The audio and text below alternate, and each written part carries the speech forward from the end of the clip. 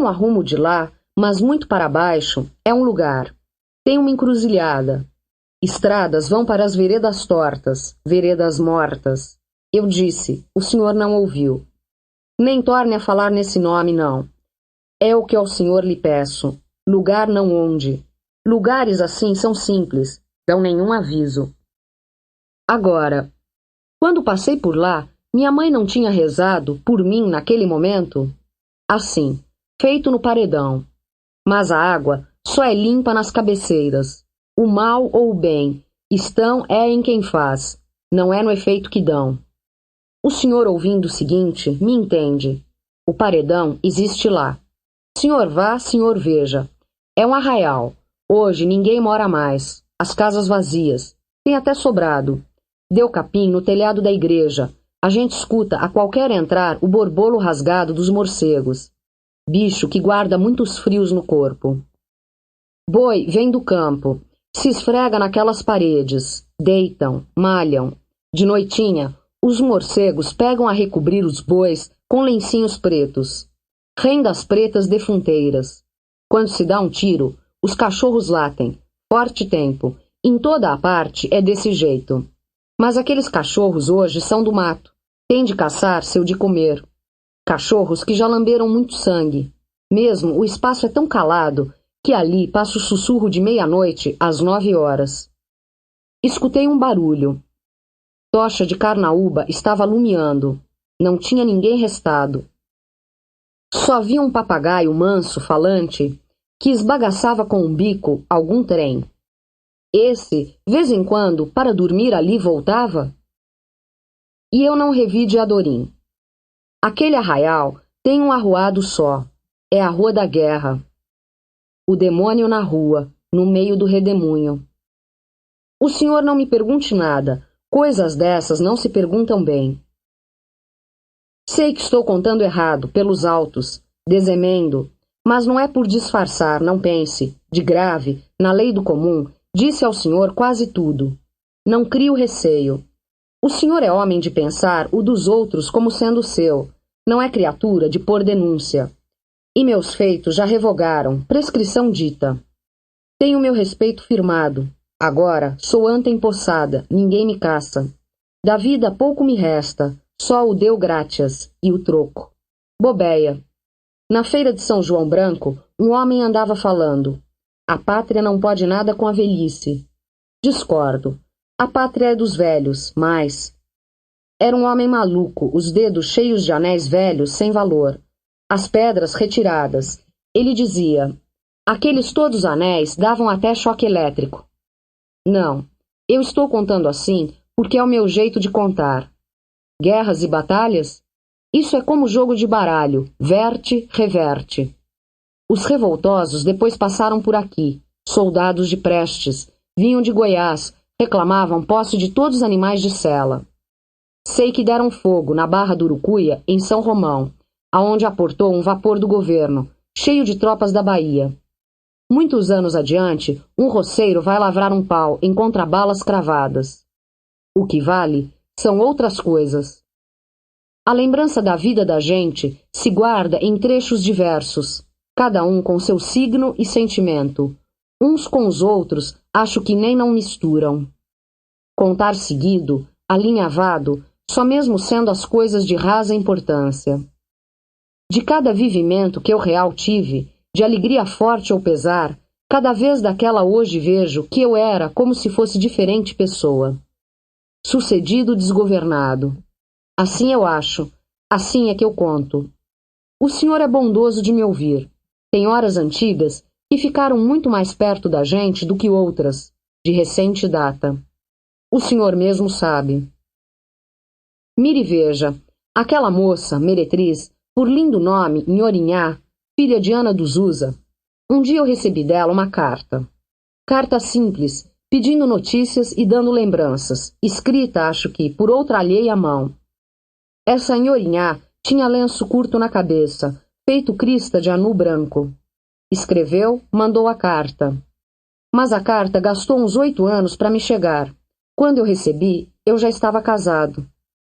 Carta que se zanzou, para um lado longe e para o outro, nesses sertões, nesses gerais, por tantos bons préstimos, em tantas algibeiras e capangas.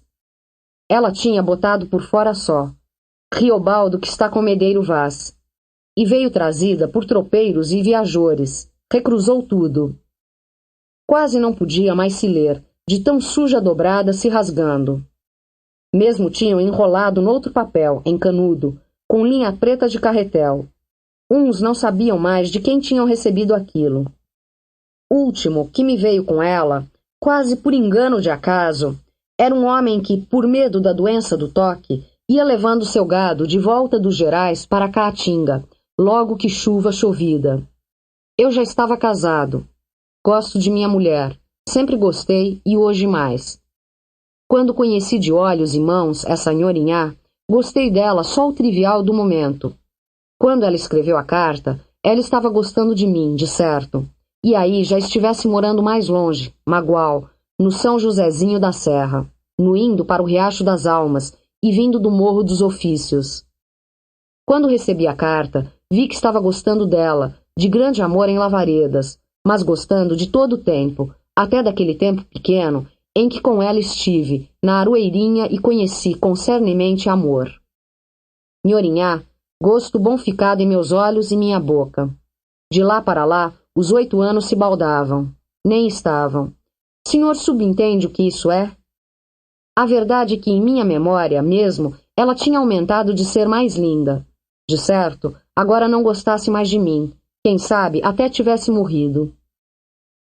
Eu sei que isto que estou dizendo é dificultoso, muito entrançado. Mas o senhor vai avante. Invejo é a instrução que o senhor tem. Eu queria decifrar as coisas que são importantes. Estou contando não é uma vida de sertanejo, seja se for jagunço, mas a matéria vertente. Queria entender do medo e da coragem, e da gana que empurra a gente para fazer tantos atos, dar corpo ao suceder. O que induz a gente para más ações estranhas é que a gente está pertinho do que é nosso, por direito, e não sabe, não sabe, não sabe. Sendo isto, ao doido, doideiras digo, mas o senhor é homem sobrevindo, sensato, fiel como papel. O senhor me ouve, pensa e repensa, e rediz, então me ajuda. Assim é como conto. Antes conto as coisas que formaram passado para mim com mais pertença. Vou lhe falar. Lhe falo do sertão, do que não sei, um grande sertão. Não sei, ninguém ainda não sabe. Só umas raríssimas pessoas, e só essas poucas veredas, veredazinhas. O que muito lhe agradeço é a sua fineza de atenção. Foi um fato que se deu um dia, se abriu, o primeiro. Depois o senhor verá por quê, me devolvendo minha razão. Se deu há tanto, faz tanto, imagine, eu devia de estar com os 14 anos, se... Tínhamos vindo para aqui, circunstância de 5 léguas, minha mãe e eu. No porto do Rio de Janeiro nosso, o senhor viu. Hoje, lá é o porto do seu Joãozinho, o negociante. Porto, lá como quem diz, porque outro nome não há. Assim sendo, verdade que se chama no sertão. É uma beira de barranco, com uma venda, uma casa, um curral e um paiol de depósito. Cereais. Tinha até um pé de roseira. Rosnes. Depois o senhor vá, verá. Pois naquela ocasião já era quase do jeito. O de Janeiro, dali abaixo meia légua, entra no São Francisco. Bem reto ele vai, forma uma esquadria. Quem carece, passa o de Janeiro em canoa. Ele é estreito, não estende de largura as 30 braças.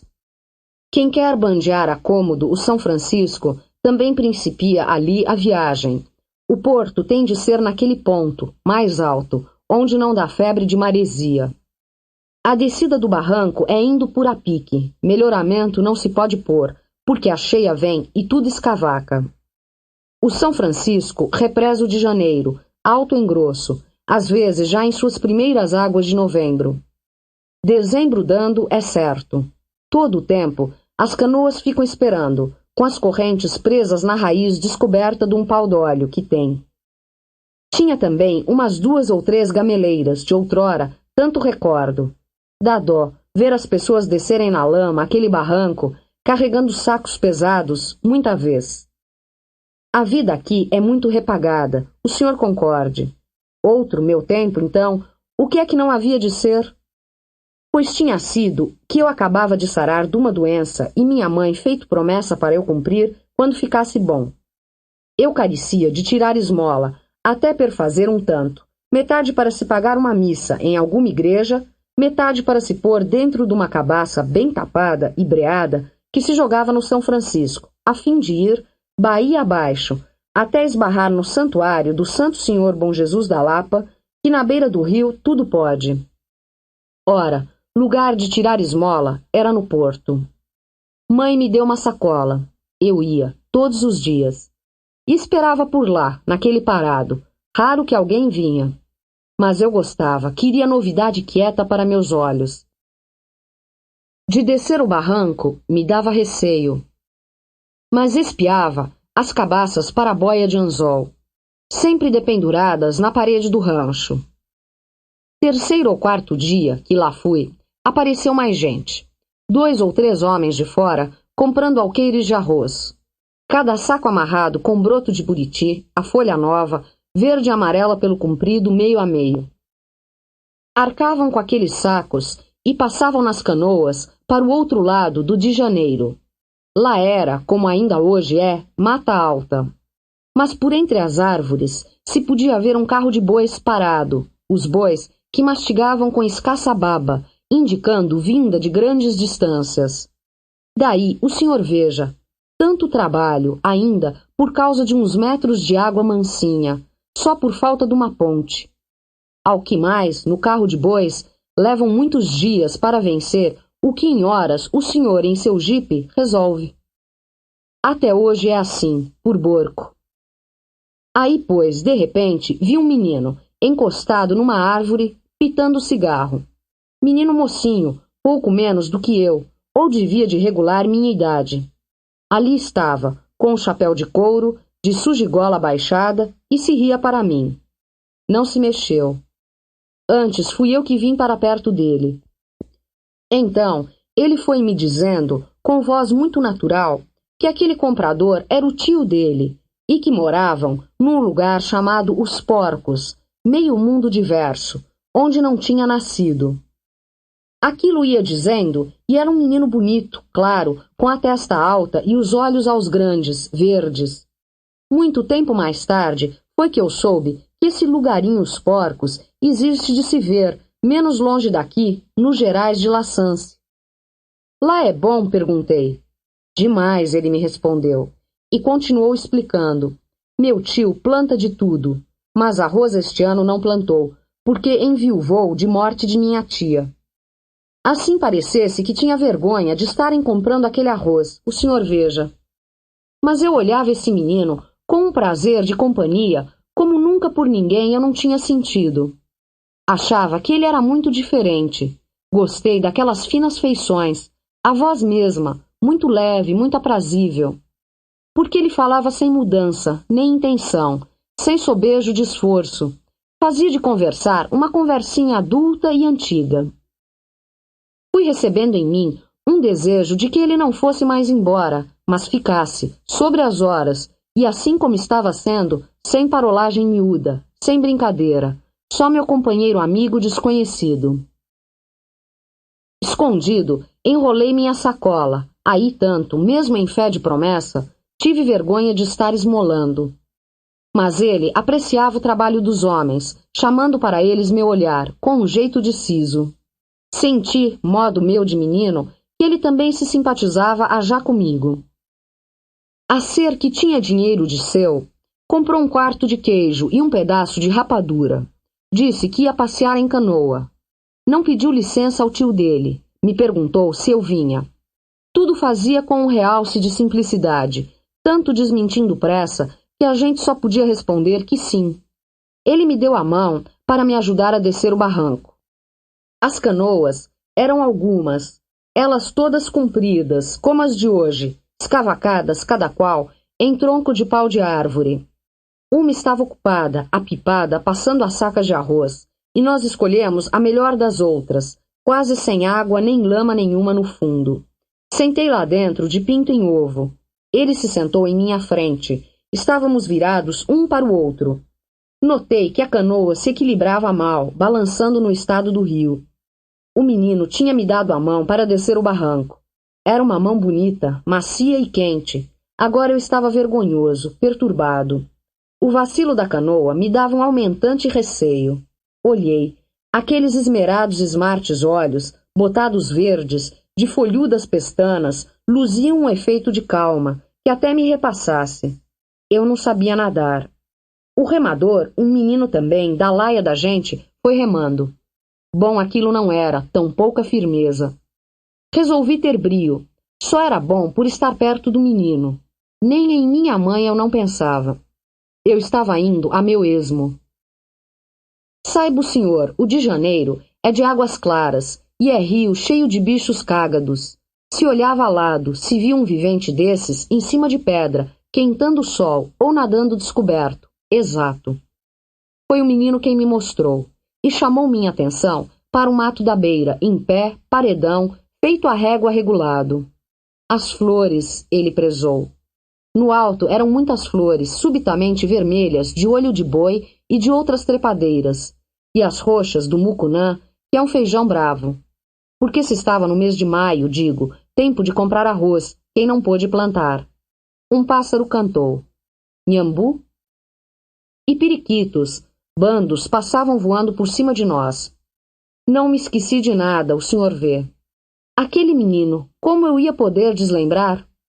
Um papagaio vermelho. Ararafor, ele me disse. E que? O araçari perguntava. Ele, o menino, era dessemelhante, já disse, não dava minúcia de pessoa a outra nenhuma. Comparável, um suave de ser, mas asseado e forte. Assim, se fosse um cheiro bom, sem cheiro nenhum sensível, o senhor represente. As roupas mesmas não tinham nódoa nem amarrotado nenhum, não fuxicavam. A bem dizer, ele pouco falasse. Se via que estava apreciando o ar do tempo, calado e sabido, e tudo nele era segurança em si. Eu queria que ele gostasse de mim. Mas, com pouco, chegávamos no do Chico. O senhor suja. É, de repentemente, aquela terrível água de largura. Imensidade. Medo maior que se tem é de vir canoando num ribeirãozinho e dar, sem espera, no corpo de um rio grande. Até pelo mudar. A feiura com que o São Francisco puxa, se moendo todo o barrento vermelho, recebe para si o de Janeiro, quase só um rego verde só. Daqui vamos voltar? Eu pedi, ansiado.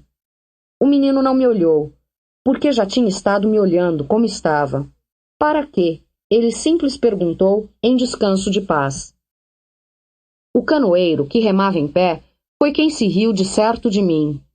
Aí o menino mesmo se sorriu, sem malícia e sem bondade. Não piscava os olhos.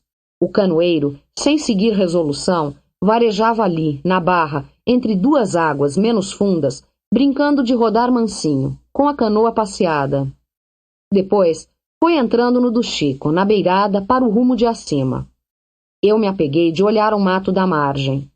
Beiras sem praia, tristes, tudo parecendo meio podre, a deixa, lameada ainda da cheia derradeira, o senhor sabe. Quando o do Chico sobe os 6 ou os 11 metros. E se deu que o remador encostou quase a canoa nas canaranas e se curvou, queria quebrar um galho de maracujá do mato. Com um mau jeito, a canoa desconversou. O menino também tinha se levantado. Eu disse um grito. Tem nada não, ele falou, até meigo muito. Mas então vocês fiquem sentados, eu me queixei. Ele se sentou, mas, sério naquela sua formosa simpatia, deu ordem ao canoeiro, com uma palavra só, firme, mas sem vexame. Atravessa. O canoeiro obedeceu. Tive medo. Sabe, tudo foi isso. Tive medo. Enxerguei os confins do rio, do outro lado. Longe, longe, com que prazo se ir até lá? Medo e vergonha. A aguagem bruta, traiçoeira, o rio é cheio de baques, modos moles, desfrio e uns sussurros de desamparo.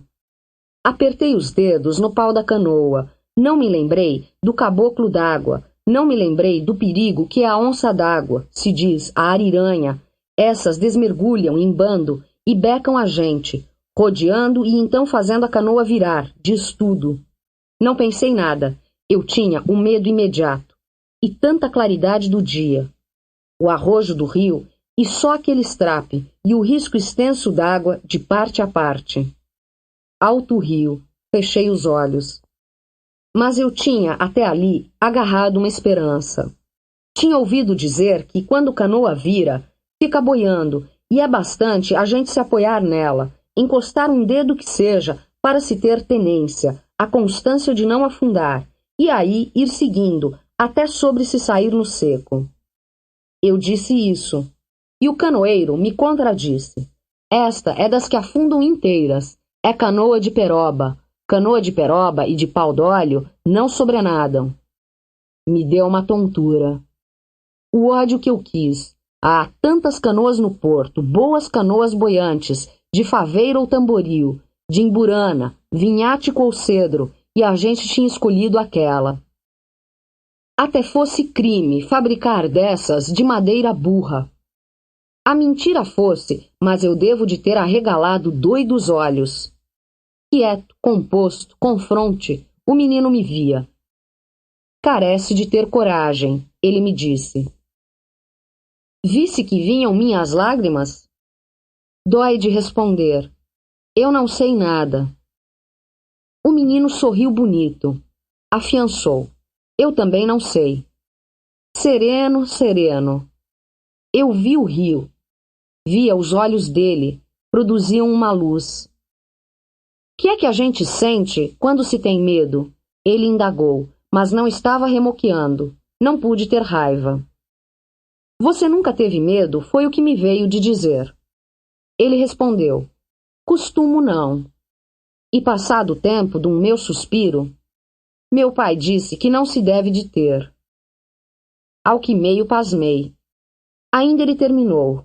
Meu pai é o homem mais valente deste mundo. Aí, o bambalango das águas, a avançação enorme roda a roda, o que até hoje minha vida avistei de maior foi aquele rio. Aquele, daquele dia.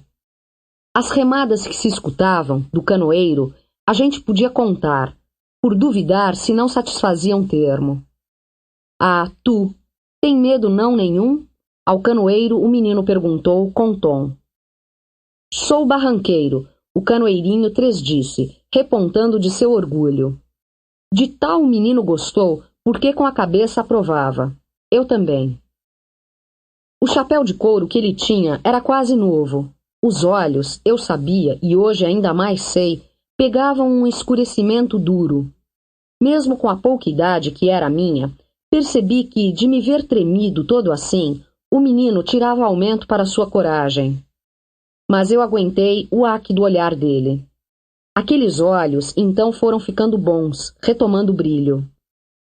E o menino pôs a mão na minha. Encostava e ficava fazendo parte melhor da minha pele, no profundo. Desce a minhas carnes alguma coisa. Era uma mão branca, com os dedos dela delicados.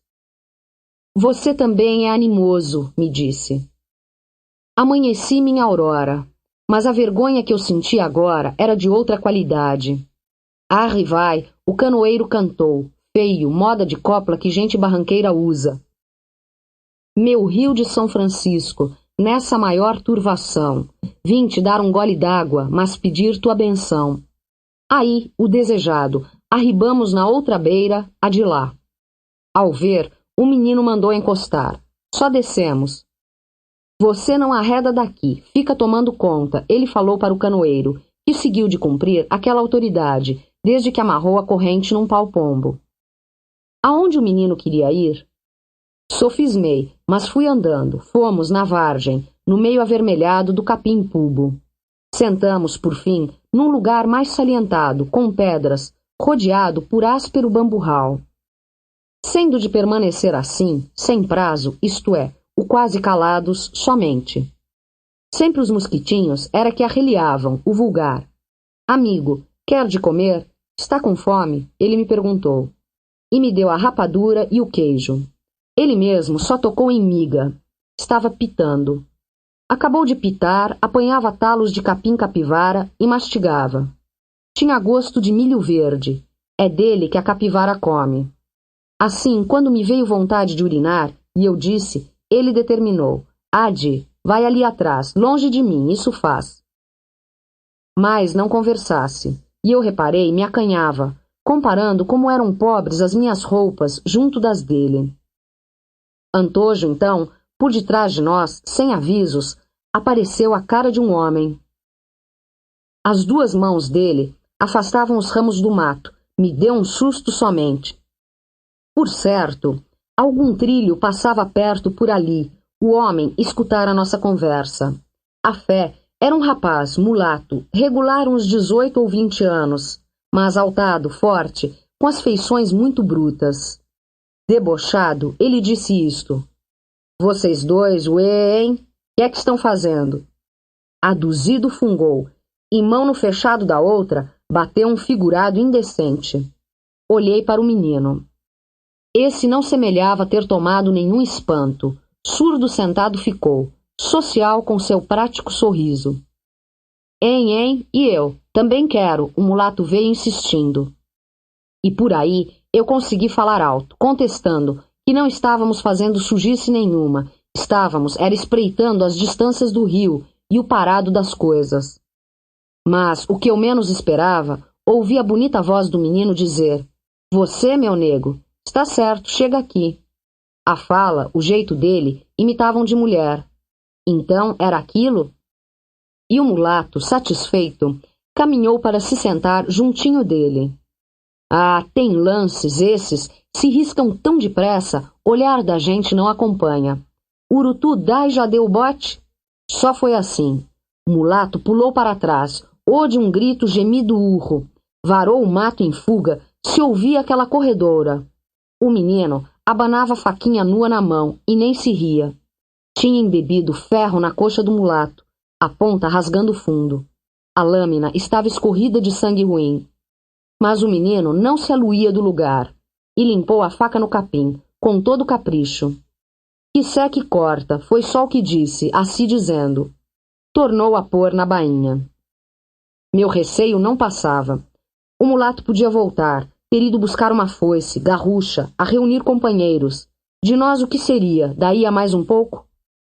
Ao menino ponderei isso, encarecendo que a gente fosse logo embora. Carece de ter coragem. Carece de ter muita coragem. Ele me moderou tão gentil. Me alembrei do que antes ele tinha falado, de seu pai. Indaguei. Mas então, você mora com seu tio? Aí ele se levantou, me chamando para voltarmos. Mas veio demorão, vagarosinho, até aonde a canoa. E não olhava para trás. Não, medo do mulato, nem de ninguém, ele não conhecia. Tem de tudo neste mundo, pessoas engraçadas. O remadorzinho estava dormindo, espichado dentro da canoa, com seus mosquitos por cima e a camisa empapada de suor de sol. Se alegrou com o resto da rapadura e do queijo, nos trouxe remando, no meio do rio até mais cantava. Dessa volta, não lhe dou desenho, tudo igual, igual. Menos que, por vez, me pareceu depressa demais. Você é valente sempre? Em hora eu perguntei.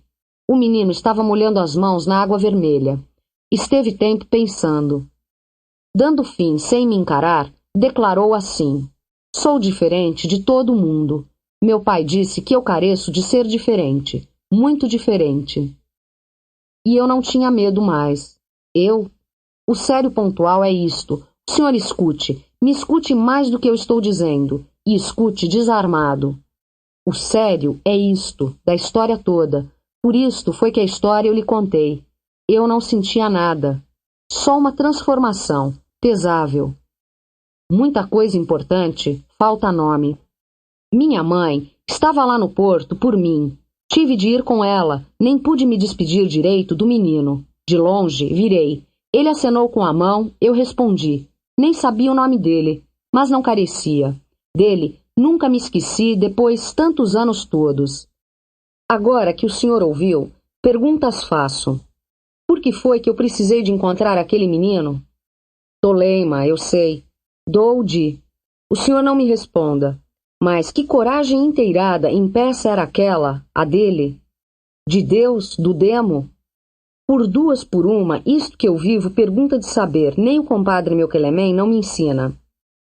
E o que era que o pai dele tencionava? Na ocasião, idade minha sendo aquela, não dei de mim esse indagado. Mire e veja, um rapazinho, no Nazaré, foi desfeiteado e matou um homem. Matou, correu em casa. Sabe o que o pai dele temperou? Filho, isso é a tua maioridade. Na velhice, já tenho defesa, de quem me vingue. Bolas, ora. Senhor vê, o senhor sabe. Sertão é o penal, criminal. Sertão é onde o homem tem de ter a dura nuca e mão quadrada. Mas, onde é bobice a qualquer resposta, é aí que a pergunta se pergunta. Por que foi que eu conheci aquele menino? O senhor não conheceu, compadre meu Quelemem não conheceu. Milhões de milhares de pessoas não conheceram. O senhor pense outra vez, repense o bem pensado. Para que foi que eu tive de atravessar o rio de fronte com o menino? O São Francisco cabe sempre aí, capaz, passa. O Chapadão é em sobrelonge, beira até Goiás, extrema. Os Gerais desentendem de tempo. Sonhação. Acho que eu tinha de aprender a estar alegre e triste juntamente. Depois, nas vezes em que no menino pensava, eu acho que... Mas para quê? Por quê? Eu estava no porto do de Janeiro com minha capanguinha na mão, ajuntando esmolas para o Senhor Bom Jesus, no dever de pagar promessa feita por minha mãe, para me sarar de uma doença grave. Deveras se vê que o viver da gente não é tão serzidinho assim? Artes que foi, que fico pensando. Por aí, Zé Bebelo um tanto sabia disso, mas sabia sem saber, e saber não queria. Como Medeiro Vaz, como Joca Ramiro, como o compadre meu Quelemem, que viaja diverso caminhar. Ao que? Não me des. Mas hoje, mais amanhã, quer ver que o senhor põe uma resposta? Assim, o senhor já me compraz. Agora, pelo jeito de ficar calado alto, eu vejo que o senhor me divulga. Adiante? Conto. O seguinte é simples. Minha mãe morreu. Apenas a Bigre, era como ela se chamava. Morreu. Num dezembro chovedor, aí foi grande a minha tristeza. Mas uma tristeza que todos sabiam. Uma tristeza do meu direito. Desde até hoje em dia, a lembrança de minha mãe às vezes me exporta. Ela morreu como a minha vida mudou para uma segunda parte. Amanheci mais. De herdado, fiquei com aquelas miserinhas, miséria quase inocente, que não podia fazer questão. Lá larguei a outros o pote, a bacia, as esteiras, panela, chocolateira, uma caçarola bicuda e um alguidar. Somente peguei minha rede, uma imagem de santo de pau, um caneco de asa pintado de flores, uma fivela grande com ornados, um cobertor de baeta e minha muda de roupa. Puseram para mim tudo em trouxa, como coube na metade de um saco.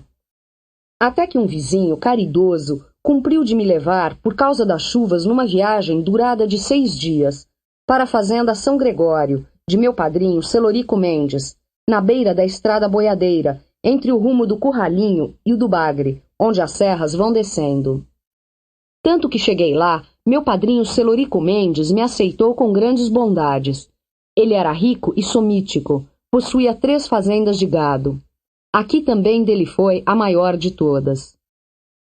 De não ter conhecido você, estes anos todos, purgo meus arrependimentos. Foi a sincera primeira palavra que ele me disse, me olhando antes. Levei dias pensando que ele não fosse de juízo regulado. Nunca falou em minha mãe. Nas coisas de negócio e uso, no lidante, também quase não falava. Mas gostava de conversar, contava casos. Altas artes de jagunços, isso ele amava constante, histórias. Ah, a vida vera é outra, do cidadão do sertão. Política, tudo política e potentes chefias. A pena que aqui já é terra a vinda concorde. Roncice de paz, e sou homem particular. Mas, adiante, por aí arriba, ainda fazendeiro graúdo se reina mandador, todos donos de agregados valentes, turmas de cabras do Trabuco e na carabina escopetada. Domingos Touro, no Alambiques, Major Urbano, no Macaçá, o Silva Salles, na Crondeúba, no Valval, Dona Próspera Blasiana, Dona Adelaide, no Campo Redondo, Simão Avelino, na Barra da Vaca, Mozar Vieira, no São João do Canastrão, o Coronel Camucim, nos Arcanjos, comarca de Rio Pardo, e tantos, tantos. Nisto que na extrema de cada fazenda só me surge um camarada de sentinela que sobraça o pau de fogo e vigia feito onça que come carcaça. Ei, mesma coisa no Barranco do Rio. E se descer esse São Francisco, que aprova, cada lugar é só de um grande senhor, com sua família geral, seus jagunços 1000 ordeiros. Ver São Francisco da Arrelia, Januária, Carinhanha, Urubu, Pilão Arcado, Xique-Xique e Sento-Sé. Demais falasse, tendo conhecido Neco, se lembrava de quando Neco forçou Januária e Carinhanha nas eras do ano de 79. Tomou todos os portos, Jatobá, Malhada e Manga, fez como quis, e pôs sede de suas fortes armas no Arraial do Jacaré, que era a terra dele. Estive lá com carta firmada pelo capitão Severiano Francisco de Magalhães, que era companheiro combinado do Neco. O pessoal que eles numeravam em guerra comprazia uma Babilônia. Botavam até barcas, cheias de homens com bacamartes, cruzando para baixo e para cima o rio, de parte a parte.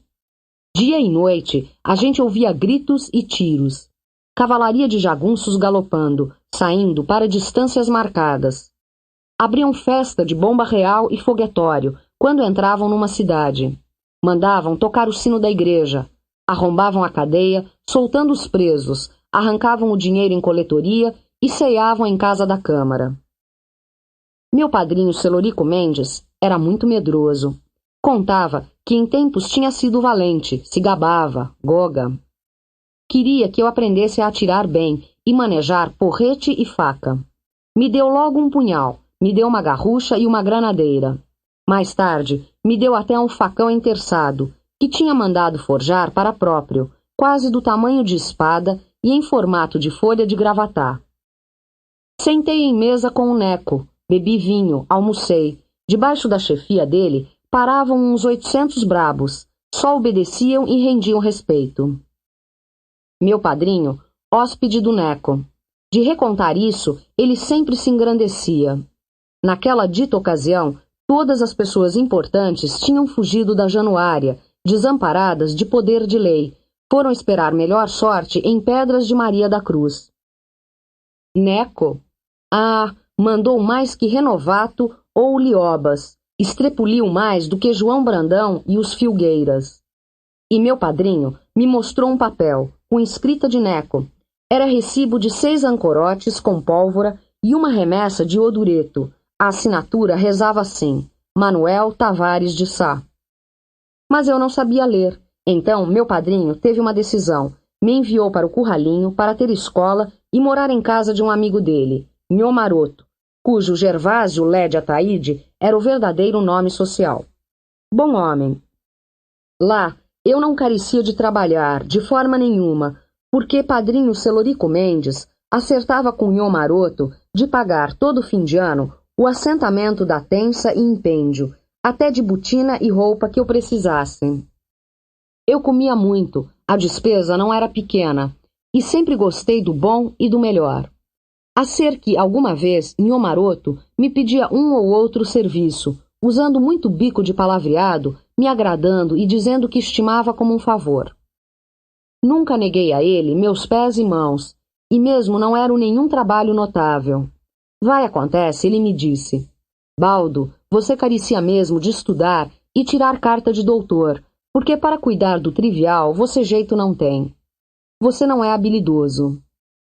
Isso que ele me disse me impressionou, que de seguida formei em pergunta ao mestre Lucas. Ele me olhou um tempo, era homem de tão justa regra, e de tão visível correto parecer, que não poupava ninguém. Às vezes teve dia de dar em todos os meninos com a palmatória. E mesmo assim, nenhum de nós não tinha raiva dele. Assim, mestre Lucas me respondeu: É certo, mas o mais certo de tudo é que um professor de mão cheia você dava.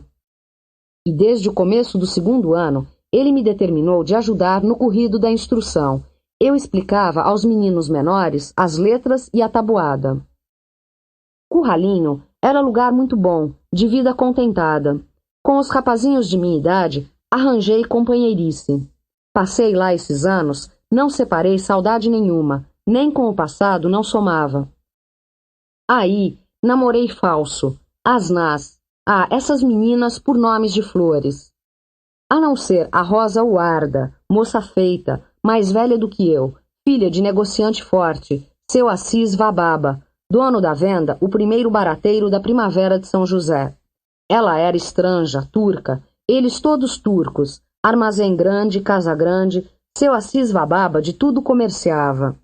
Tanto sendo bizarro, atencioso e muito ladino, ele me agradava. Dizia que meu padrinho Celorico Mendes era um freguesão. Diversas vezes me convidou para almoçar em mesa. O que apreciei, carne moída com semente de trigo, outros guisados, recheio bom em abobrinha ou em folha de uva. E aquela moda de azedar o quiabo, supimpas e iguarias. Os doces também.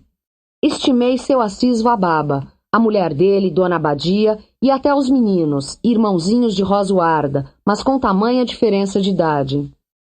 Só o que me invocava era a linguagem garganteada que falavam uns com uns, a aravia. Assim mesmo, afirmo que a Rosuarda gostou de mim, me ensinou as primeiras bandalheiras e as completas, que juntos fizemos no fundo do quintal, num esconso, fiz com muito anseio e deleite. Sempre me dizia uns carinhos turcos e me chamava de meus olhos.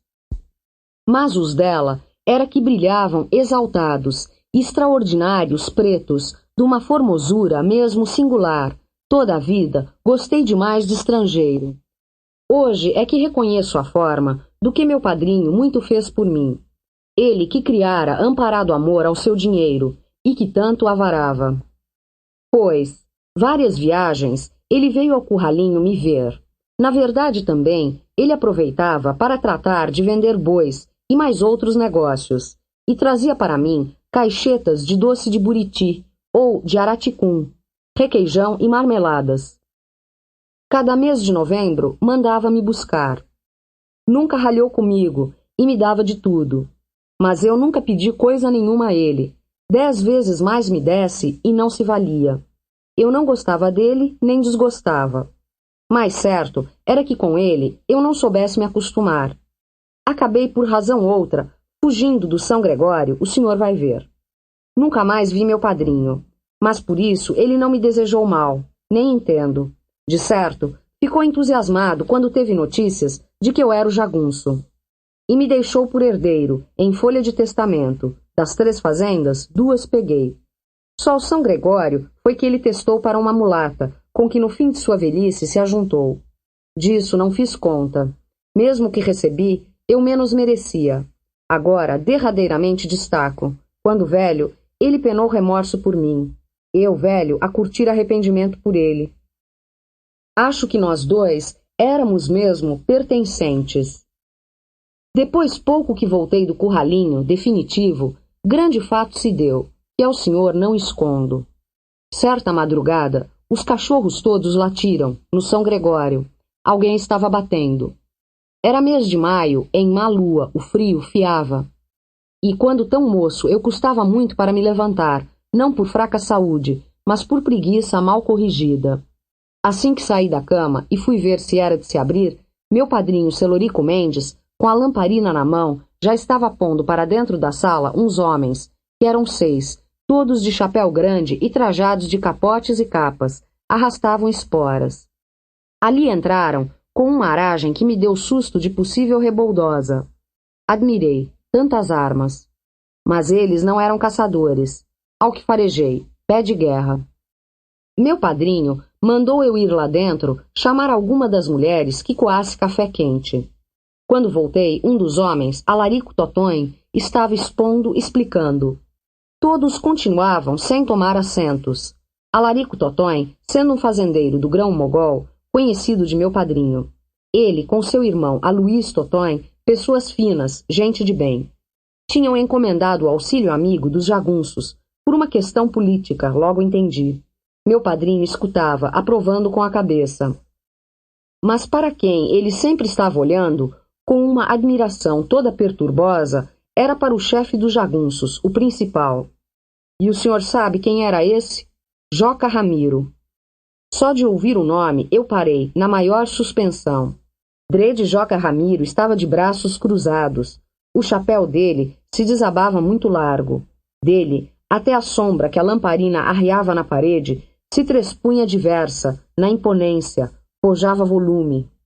E vi que era um homem bonito, caprichado em tudo. Vi que era homem gentil.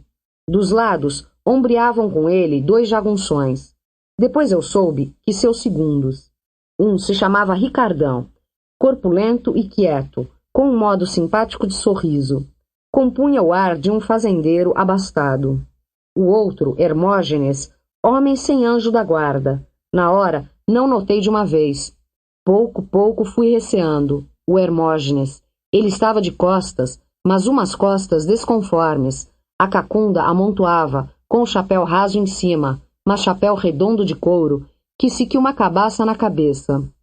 Aquele homem se arrepanhava de não ter pescoço. As calças dele como que se enrugavam demais da conta. Enfolipavam em dobrados. As pernas muito abertas. Mas, quando ele caminhou uns passos, se arrastava, me pareceu que nem queria levantar os pés do chão. Reproduzo isto e fico pensando, será que a vida socorre a gente certos avisos? Sempre me lembro dele, me lembro mal, mas atrás de muitas fumaças. Naquela hora, eu estava querendo que ele não virasse a cara. Virou. A sombra do chapéu dava até em quase na boca, enegrecendo. No terminar, Alarico Totões pediu que precisavam de um recanto oculto, onde a tropa dos homens passasse o dia que vinha, pois que viajavam de noite, dando surpresa e desmanchando rastro. Tem ótimo reconditório, meu padrinho consentiu. E mandou que eu fosse guiar aquela gente até aonde o poço do Cambalbal, num fechado, mato Caapuão. Primeiro, tomou-se café. Assim, Joca Ramiro corria prontos olhos em tudo ali, sorrindo franco, a cara muito galharda e pôs as mãos nos bolsos. Ricardão ria grosso. E aquele Hermógenes veio para sair comigo, mais o outro homem, um cabeça chata alvaço, com muita viveza no olhar.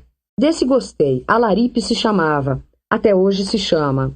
Em que, eles 2 a cavalo, eu a pé, viemos até onde estavam esperando os outros, 2 passos no baixo da estrada.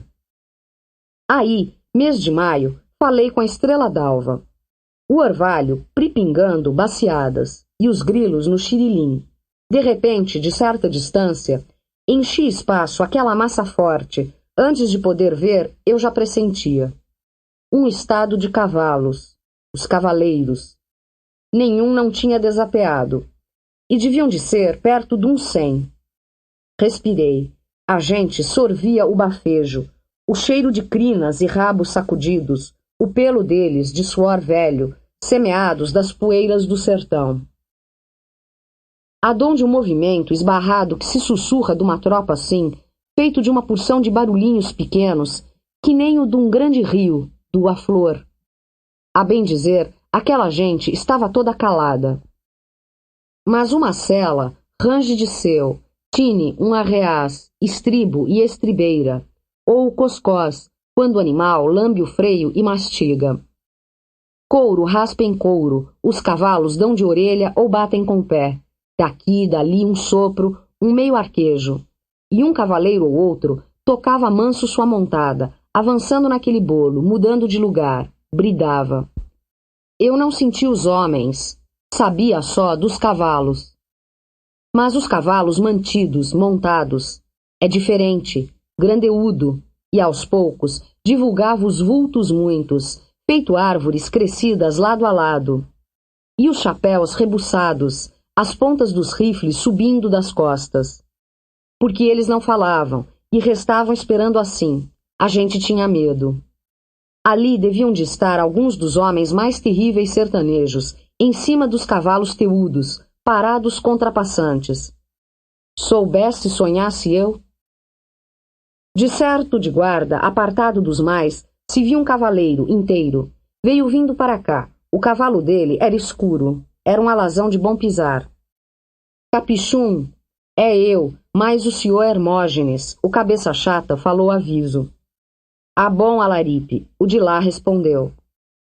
A gente se encostava no frio, escutava o orvalho, o mato cheio de cheiroso, estalinho de estrelas, o deduzir dos grilos e a cavalhada a peso. Dava o raiar, entreluz da aurora, quando o céu branquece.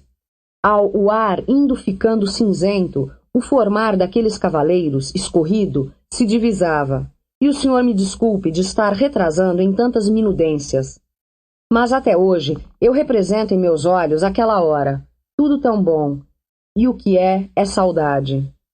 De junto com o Capichum se aproximou outro também de soto-chefe, que o Hermógenes tratou de Sié Marques. O Hermógenes tinha a voz que não era fanhosa nem rouca, mas assim desgovernada, desigual, voz que se safava. Assim, fantasia de dizer, o ser de uma irara com seu cheiro fedorento. Aô, uê, alguém, irmão?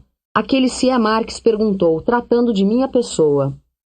De paz, mano velho, amigo que veio mostrar a gente o arrancho, o Hermógenes contestou.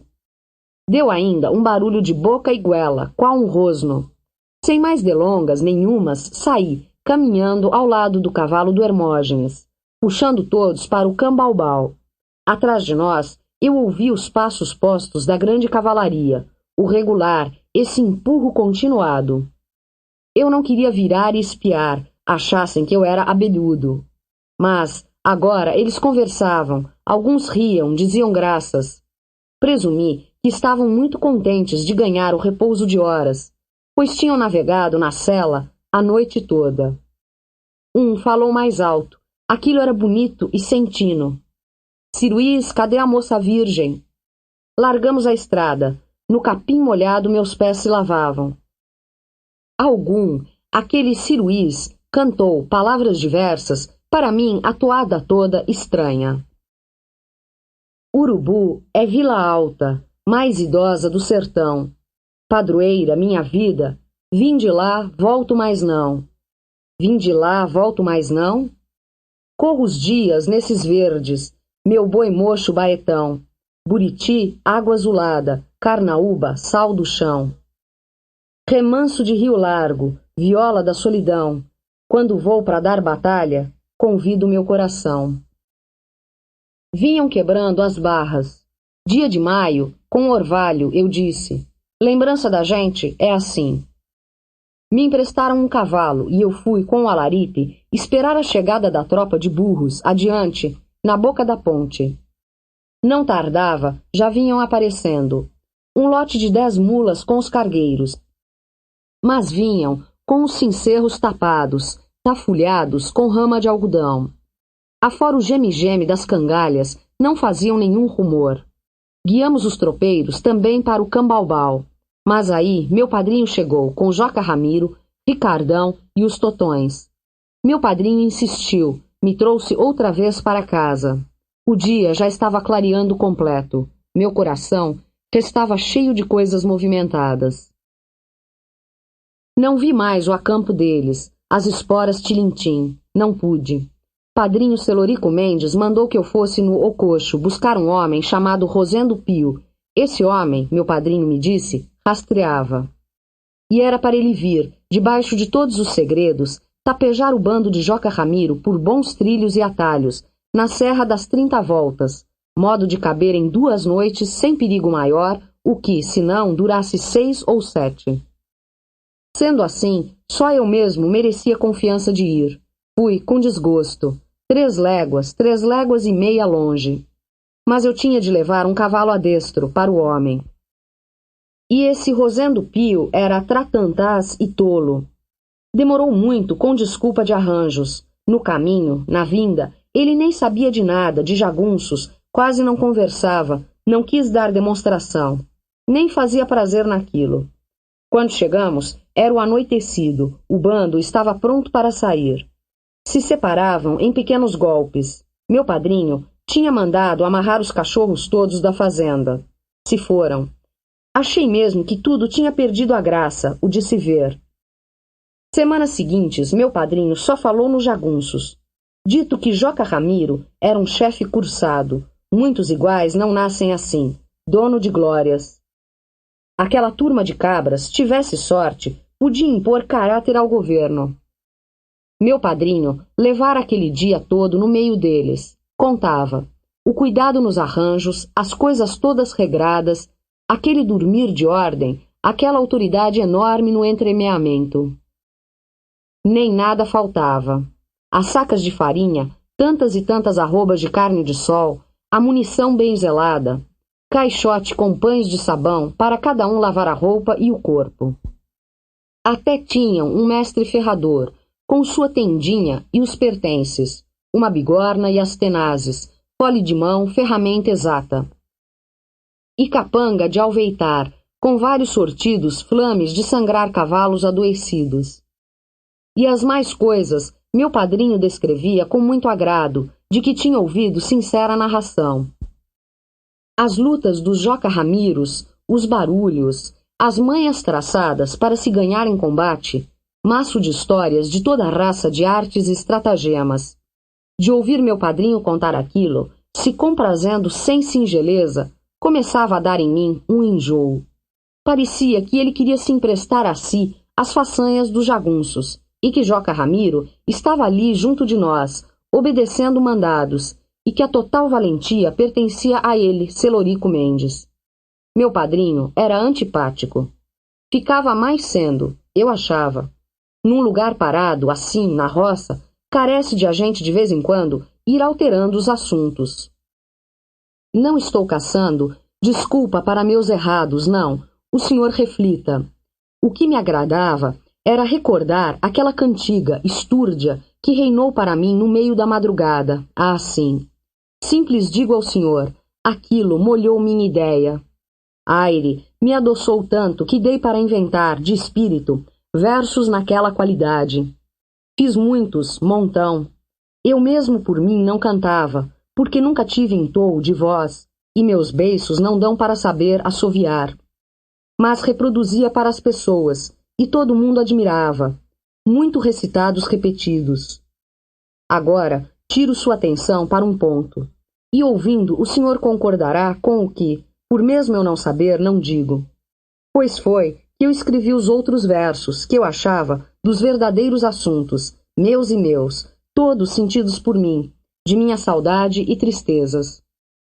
Então, mas esses que na ocasião prezei, estão goros, remidos, em mim bem morreram, não deram cinza. Não me lembro de nenhum deles, nenhum. O que eu guardo no giro da memória é aquela madrugada dobrada inteira. Os cavaleiros no sombrio amontoados, feito bichos e árvores, o refinfim do orvalho, a estrela d'alva, os grilinhos do campo, o pisar dos cavalos e a canção de Ciruís. Algum significado isso tem? Meu padrinho Celorico Mendes me deixava viver na lordeza. No São Gregório, do razoável de tudo eu dispunha, querer querendo. E de trabalhar seguido eu nem carecia. Fizesse ou não fizesse, meu padrinho me apreciava, mas não me louvava. Uma coisa ele não tolerava, e era só, que alguém indagasse justo quanto era o dinheiro que ele tinha. Com isso eu nunca somei, não sou especula. Eu vivia com meu bom corpo. Alguém há de achar algum regime melhor? Mas um dia, de tanto querer não pensar no princípio disso, acabei me esquecendo quem me disseram que não era à toa que minhas feições copiavam o retrato de Celorico Mendes, que ele tinha sido meu pai. Afianço que, no escutar em roda de mim o tonto ouve, o mundo todo me desproduzia, numa grande desonra. Pareceu até que, de algum encoberto jeito, eu daquilo já sabia. Assim, já tinha ouvido de outros, aos pedacinhos, ditos e indiretas, que eu desouvia. Perguntar a ele fosse? Ah, eu não podia, não. Perguntar a mais pessoa nenhuma. Chegava. Não desesquentei a cabeça. Ajuntei meus trens, minhas armas, selei um cavalo, fugi de lá. Fui até na cozinha, Conduzi um naco de carne, 2 punhados de farinha no bornal. Achasse algum dinheiro à mão, pegava. Disso eu não tinha nenhum escrúpulo. Virei bem fugido. Toquei direto para o curralim. Razão por que fiz? Sei ou não sei. De as eu pensava claro. Acho que de b's não pensei não. Eu queria o ferver. Quase mesmo aquilo me engrossava, desarrazoado, feito o vício de um ruim prazer. Eu fazia minha raiva. Raiva bem não era, isto é, só uma espécie de despique adentro. O vexame que me inçava não me dava rumo para a continuação. Único reger era me empinar e assoprar em esta minha cabeça. Aí a confusão e desordem e altos desesperos. Arremessei o cavalo, galopei demais. Não ia para a casa de Nhô Maroto. Antes ia para o seu Assis Vababa. Aquela hora eu queria só gente estranha, muito estrangeira, estrangeira inteira. Só fosse um pouco para ver a Rosa Warda. Essa assim eu amava? Ah, não. Gostasse da Rosa Warda, mas aí nas delícias dela, minha ideia não podendo se firmar, porque aumentava o desamparo de minha vergonha. Ia para a escola de Mestre Lucas. Ah lá, perto da casa de Mestre Lucas, morava um senhor chamado Dodó Meireles, que tinha uma filha chamada Miosotes. Assim, a parva, as tantices, essa mocinha Miosotes também tinha sido minha namorada. Agora, por muitos momentos, eu achava consolo em que ela me visse, que soubesse. Eu, com minhas armas matadeiras, tinha dado revolta contra meu padrinho. Saíra de casa, aos gritos, danado no animal, pelo cerrado afora, capaz de capaz. Daí, a Mestre Lucas, eu tinha de dar uma explicação. Eu não gostava daquela Miosotes. Ela era uma bobinhã, no São Gregório nunca tinha pensado nela. Gostava era de Rosuarda. Mas Nhô Maroto havia de logo saber que eu tivesse chegado no curralim, e meu padrinho ia ter o pronto aviso. Mandava alguém me buscar. Vinha ele. Não me importava. De repente eu sabia. O que eu estava querendo era isso mesmo. Ele viesse e me pedisse para voltar, me prometendo tudo. Ah, até nos meus pés se ajoelhava. E não viesse. Se demorasse a vir. Aí, o que era que eu ia fazer? Caçar meio de vida, aturar remoque, sei lá de todos, me repartir no miudinho de cada dia, tão penoso aborrecido. A bis, então, cresceu minha raiva. Tive outras lágrimas nos bobos olhos. Adramado, pensei em minha mãe, com todo querer, e afirmei alto que seria só por conta dela que eu estava procedendo pelo avesso. Gritei. Mas aquilo se fingia mal, espécie de minha vergonha esteve sendo maior. Como cavalo, em rogo de misericórdia, escureceu o pelo de todo o suor. Sosseguei as esporas. Viemos a passo de marcha. Eu tinha medo por causa de minha vida, quando entramos no curralinho. Em casa de seu Assis Vababa, me deram trato regozijante. No que jantei, ri, conversei. Só a praga de uma surpresa me declararam. A de que a Rosuarda agora estava sendo noiva, para se casar com um Salino Curi, outro turco negociante, nos derradeiros meses para lá vindo. Assumi, entre ela, tristeza e alívio. Aquele amor não seria mesmo para mim, pelos motivos pessoais. Nublo em que me vi, mas me governei, trancei as pernas, comecei cara de falar pouco, senhor não, senhor sim, acautelado sisudo, e indagando dos grandes preços. Assim fossem cuidar que essa minha viagem era por tramar importante encargo para o meu padrinho Celorico Mendes. Seu Assis Vababa, oxente se prazia, aquela noite com que o Vupes noticiava, que em breves tempos os trilhos do trem de ferro se armavam de chegar até lá. O curralinho, então, se destinava a ser lugar comercial de todo valor. Seu Assis Vababa se engordava concordando, trouxe canjirão de vinho. Me a lembro. Eu entrei no que imaginei na ilusãozinha de que para mim também estava tudo assim resolvido, o progresso moderno, e que eu me representava ali rico, estabelecido. Mesmo vi como seria bom, se fosse verdade. Mas estava lá o Vupes, alemão Vupes, que eu disse, seu Emílio Vupes, que o senhor diz. Das vezes que viera a passar pelo curralinho, ele já era meu conhecido. Tresdobrado homem. Sendo que entendia tudo de manejar com armas, mas viajava sem cano nenhum, dizia. Níquites. Desarmado eu completo, eu assim, eles todos mesmo vão muito mais me respeitar, no sertão. Ele me viu afinar mira, uma vez e me louvou, por eu, de nascença, saber tão bem, na horinha, segurar de não respirar. Mesmo dizia, Senhor atira bem, porque atira com o espírito, sempre o espírito é que acerta. Soante que dissesse, sempre o espírito é que mata. Mas, a bem, agora, aquela hora, estava lá o Vulpes, assim foi. Porque, num desastre de instante, eu tinha pegado a pensar, o que resolvia a minha situação era trabalhar para ele, se viajar vendendo ferramentas por aí, descaroçador de algodão. Nem ponderei, mas disse, seu Vulpes, o senhor não quererá me ajustar em seu serviço? Minha bestice.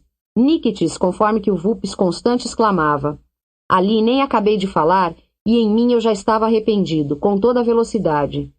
Ideia nova que imaginei, que mesmo pessoa amiga e cortês, virando patrão da gente, vira mais rude e reprovante. Mordi boca, já tinha falado. Ainda quis emendar, garantindo que era por gracejo, mas seu Assis Vababa e o Vulpes me olhavam a menos, com desconfianças, me senti rebaixado demais. A contra mim tudo contra, o só ensejo das coisas me cisava. Dali logo saí, me despedindo bem. Aonde? Só se fosse ver o mestre Lucas. Assim, vim andando, mediante desespero. Me alembro, vim andando, e agora era que eu pegava a pensar livre e solto na Rosuarda. Lindas pernas, as lindas grossas. Ela, no vestido de Nanzuque, nunca havia de ser para meu regalo. De um modo senti, como me recordei depois, tempos, quando foi arte se cantar uma cantiga. Seu pai fosse rico, tivesse negócio, eu casava contigo, e o prazer era nosso. Isso, mas totalmente. Às vezes. Ao que digo ao senhor, pergunto, em sua vida é assim? Na minha, agora é que vejo, as coisas importantes, todas, em caso curto de acaso, foi que se conseguiram, pelo pulo fino de sem ver se dar. A sorte momenteira, por cabelo por um fio, um clim de clina de cavalo. Ah, e se não fosse, cada acaso, não tivesse sido, qual é então que teria sido o meu destino seguinte? Coisa vã que não conforma respostas. Às vezes essa ideia me põe susto, mas o senhor veja, cheguei em casa do mestre Lucas, ele me saudou, tão natural. Achei também tudo o natural, eu era cansado. E quando o mestre Lucas me perguntou se eu vinha era de passeata ou de recado da fazenda, expliquei que não, que eu tinha merecido licença de meu padrinho para começar vida própria em Curralinho ou adiante, a fito de desenvolver mais estudos e apuramento só de cidade. Dizendo o que disse, eu mesmo jurava que mestre Lucas não ia acreditar. Mas acreditou, até melhor. Sabe o senhor por quê? Porque naquele dia, justo, ele estava remexido no meio de um assunto que preparava o desejo dele para aí me acreditar, digo. Ele me ouviu e disse, Riobaldo, pois você chega em feita ocasião. Aí me explicou. Um senhor no Palhão, na fazenda Inhanva, altas beiras do Jequitaí, para o ensino de todas as matérias, estava encomendando um professor. Com urgência, era homem de sua situação, garantia boa paga. Assim queria que mestre Lucas fosse e deixasse alguém dando escola no lugar dele, no Curralim, por uns tempos. Isso, claro, não podia. Eu queria ir? O senhor acha que eu posso? Perguntei. Para principiar qualquer tarefa, quase que eu sozinho nunca tive coragem. Ei, pode, o mestre Lucas declarou. Já que estava acondicionando numa bruaca os livros todos, geografia, aritmética, cartilha e gramática, e borracha, lápis, régua, tinteiro, tudo o que pudesse ter serventia. Aceitei. Um entusiasmo nosso me botava brioso. Melhor que era para logo, para o seguinte, 2 camaradas do dito fazendeiro estavam ali no curralim, esperando decisão, agora me levavam. Dona Dindinha, mulher de mestre Lucas, no despedir me abraçou, me deu umas lágrimas de bondade. Tem tanta gente ruim neste mundo, meu filho, e você assim tão moço, tão bonito. Aí nem cheguei a ver aquela menina Miosotes. A Rosuarda vi de longe os olhares. Os 2 camaradas, entanto percebi, eram capangas. mas sujeitos de seu trato, sem altos e baixos nem as maiores asperezas, me deram toda a consideração. Viajamos juntos 4 dias, quase 30 léguas, bom tempo beirando o riachão e enxergando à mão esquerda os vultos da Serra do Cabral. Meus companheiros quase que não me informavam de nada ou nada. Tinham outras ordens, mas, mesmo antes da gente entrar em terras do Palhão, fui vendo coisas calculosas, dei meio para duvidar. Patrulhas de cavaleiros em armas, troco de conversa de vigiação, e uma tropa de burros cargueiros, mas no meio dos tocadores vinham 3 soldados. Mais perto, em maiores, me vi. Chegar lá declamava surpresa. A Inhanva enxameava de gente-homem, pra laprá de feira em praça, e era vistosa fazenda assobradada com grandes currais e um terreirão. Vi logo o dono. Ele era imediatamente estúrdio, vestido de brim azul e calçando botas amareladas. Era nervoso, magro, um pouco mais para baixo do que o tamanho mediano, e com braços que pareciam demais de compridos, de tanto que podiam gesticular. Fui indo, ele veio vindo, o grande revólver na cintura, um lenço no pescoço dele esvoaçava, e aquele cabelo bom, despenteado alto, topete arrepiadinho. Apressei o passo, e ele esbarrou, com as mãos nas cadeiras. Me olhou frenteante, deu risada, de certo nem estava sabendo quem eu era, e gritou caçoando: "Me vem com andar de sapo, me vem." Ah, oh, ah, o destempo de estar sendo debochado se irou em mim. Esbarrei também. Me fiz mouco, mas ele veio para mim, então saudou com um modo sensato de simpatia. Adiado, eu disse: "Sou o moço professor." A alegria dele me ouvindo foi estupefacta. Me ferrou do braço com porção de falas e agrados, subiu a escada comigo, me levou para um quarto, lá dentro, ligeiro, parecia até que querendo me esconder de todos. Uma doidice de que... Ah, mas esse quem era o homem? Zé Bebelo. A fiche de fato, tudo nele para mim, tirava mais para fora uma real novidade. Disse ao senhor, eu estava pensando que ia dar escola para os filhos de um fazendeiro. Engano. O comum com Zé Bebelo virava diferente adiante, aprazava engano. Estudante sendo ele mesmo, me avisou. Quis antever os cadernos, livros, pegar com as mãos. Assim, ler e escrever e as 4 contas, ele já soubesse, consumia jornais. Remexeu, tarabus, e tudo foi arrumando na mesa grande do quarto, Senhor Jesus Cristo que assoviava, o cantarolado. Mas, e aí comigo falou sério, naquilo se tinha de sungar segredo, eu visse. Vamos constar é que estou assentando os planos, você fica sendo meu secretário. Nesse mesmo ido dia, a gente começou. Aquele homem me exercitou tonto, me fino fiz. Ânsia assim e anfa, e poder de entender demais, nunca achei quem outro. O que ele queria era botar na cabeça, de uma vez, o que os livros dão e não. Ele era a inteligência, orava. Corrido, passava de lição em lição, e perguntava, reperguntava, parecia ter até raiva de eu saber e não ele, despeitos de ainda carecer de aprender, contrafim. Queimava por noite 2, 3 velas. Ele mesmo falava, relógio não vou olhar, aí estudo, até que estico um cochilão. Cochilão me vem, então espairo o livro e me deito que me durmo. Pela sua vontade dele, simples. De dia, estávamos debulhando páginas, e de repente se levantava ele, chegava na janela, apitava num apito, ministrava aquela brama de ordens, 10, 20 executações de uma vez. O pessoal corria, cumpriam. Aquilo semelhava um circo, bom teatro. Mas, com menos de mês, Zé Bebelo se tinha senhoreado de reter tudo. Sabia muito mais do que eu mesmo soubesse. Aí, a alegria dele ficou demasiadamente. Sobrevinha com o livro, me fazia de queima-cara um punhado de perguntas. Ao tanto eu demorava, treteava no explicar, errando a esmo, caloteava. Ai, ai, ai dele atalhar as minhas palavras, mostrar no livro que eu estava falso, corrigir o dito, me dar quinal. Se espocava às gargalhadas, espalmava a mão, expendia outras normas, próprias de sua ideia lá dele. E sendo feliz de nessas dificuldades me ver, eu já ignorante, esmorecido, escabriado. Só aí, digo, foi que ele ficou gostando de mim, certo. Me deu um abraço, me gratificou em dinheiro, me fez firmes elogios. Siobaldo, já tomei os autos de tudo.